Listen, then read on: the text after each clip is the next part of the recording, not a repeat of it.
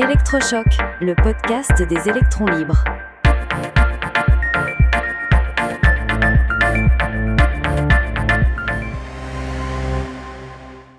Lycée, les sciences au dernier rang.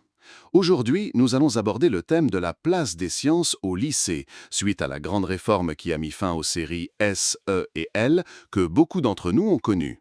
Bonjour Max, bonjour à tous. C'est un sujet passionnant. On nous a promis plus de liberté, plus de choix pour les élèves, un parcours à la carte.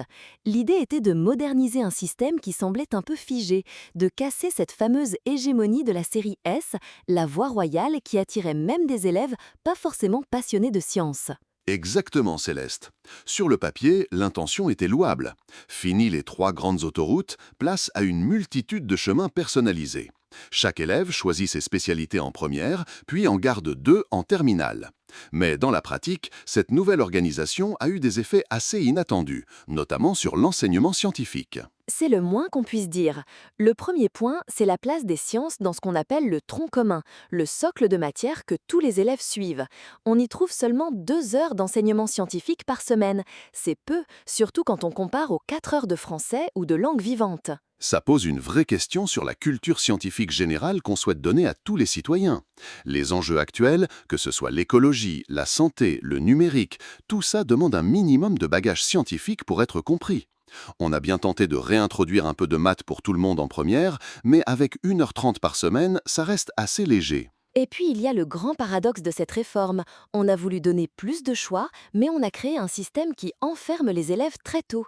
Dès la fin de la seconde, à 15 ans, ils doivent choisir 3 spécialités qui vont conditionner leur orientation post-bac. C'est un choix énorme à faire quand on n'a pas encore de projet professionnel bien défini. Absolument.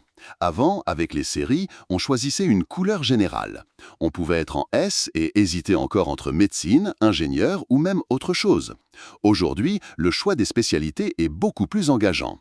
Et une fois la première commencée, difficile de faire machine arrière.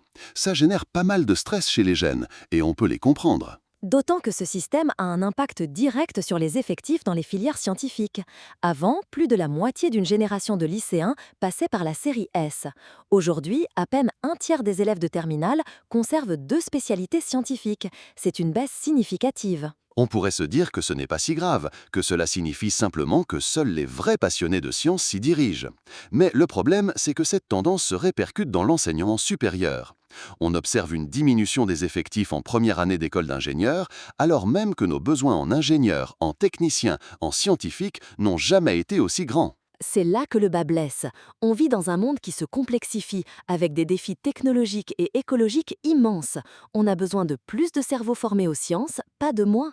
C'est un véritable enjeu de souveraineté et de compétitivité pour l'avenir. Il y a aussi un autre souci très concret, qui est l'interdépendance des matières scientifiques. Les sciences, ce n'est pas un catalogue où l'on peut piocher librement. La physique-chimie s'appuie massivement sur les mathématiques. Les sciences de la vie et de la Terre, SVT, ont besoin des deux. Tout à fait. Et en terminale, les élèves ne gardent que 2 spécialités. Un élève qui veut faire médecine, par exemple, a absolument besoin des SVT. Mais il a aussi besoin d'une base solide en physique-chimie et en maths. Il se retrouve donc face à un choix cornélien. Et souvent, ce sont les SVT qui sont abandonnés, ce qui est un vrai paradoxe pour de futurs médecins. On voit bien que la liberté totale de combinaison a ses limites. En voulant casser les silos des anciennes séries, on a peut-être sous-estimé la cohérence et la logique qui les sous-tendaient. Et n'oublions pas l'aspect humain et organisationnel. Cette réforme a fait exploser les groupes classes. Les élèves ne passent plus toute leur semaine avec les mêmes camarades. Ils naviguent entre le groupe du tronc commun et les différents groupes de spécialités.